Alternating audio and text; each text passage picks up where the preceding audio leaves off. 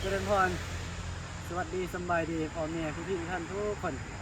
คุณพ่อยมแม่สวัสดีสบายดีคือเก่าอันนี้ก็เป็น EP 2เนาะก็สิมาคุยกับหลวงพี่เป็น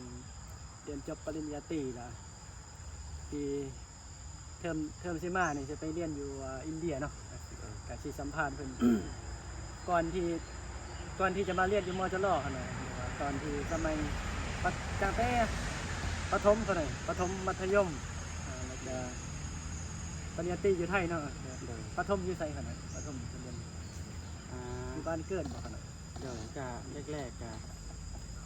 เป็นคนเกิดมาจากฟังเล่าวเนาะฟังเล่าวก็เกิดอยู่ที่บ้านแม่เมืองอุทุมพร โอ้ทุมพรเนาะ แสงสวรรค์เขต คนสวรรค์เขต แล้วก็ได้เขาโรงเรียนตั้งแต่ป .1 เนาะอยู่คนมันจะมีป .1 หาป .5 อยู่ฟังเล่าวมีป .1 หาป .5 จะถัดจื้อโบพิษแต่ที่เขาโรงเรียนก็มันโดนแล้วเขาหน่อยแต่การเรียนตั้งแต่ป .1 หอดป .5 ก็ ที่บ้านเนาะ เป็นเด็กน้อยแม่นเป็นเด็กน้อยนี่ครับหลังจากนั้นก็ม .1 หาม .4 นี่เป็นย้ายไปอีกบ้านหนึง บวชเรียนบ่ขนาดเพิ่นบวชตอน เพราะว่าตอนนั้นยังไม่ทันบวช อ๋อยังเป็นโยมอยู่เนาะ ตอนนั้นยังเป็นโยมอยู่ยังเป็นโยมยังเป็นพ่อก็นับจากม .1 หาม .4 นี่ไปเรียนอีกบ้านหนึงไปเรียนอีกบ้านหนึงก็พอดีม .1 หาม .4 น่ะจบม .4 นี่พอดีฮอดปี2015 เด้อ 2015พอดีจบม .4 และวันนี้ก็ในช่วงนั้นก็ว่าเพื่อนว่าเป็นอย่างที่ไหนมาบวชน้ำตอนนั้นนี่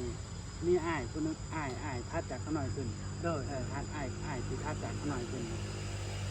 เพิ่นไปบวชอาจจะถึกช่วงเฮ็ดหน้าได้เขาหน่อย ถึกช่วงเฮ็ดหน้าได้เฮ็ดให้ไถหน้าลกก้า พักแรงเนาะเพิ่นว่า เฮ็ดทุกอย่าง โอ้ย ว่าเป็นพักแรงเป็นย่ามฝน ยามฟัน ย่ามฝนย่ามเฮ็ดให้เฮ็ดหน้าทางฟังเล่าเพราะเอิญว่าเป็นครอบครัวหน้าหลายเลยครอบครัวหน้าหลายมี3-4 ธงแต่ละธงนี่บางธงหน้านี่บางที่นี่เฮ็ดเป็นเดือน2 เดือนก็บ่แล้ว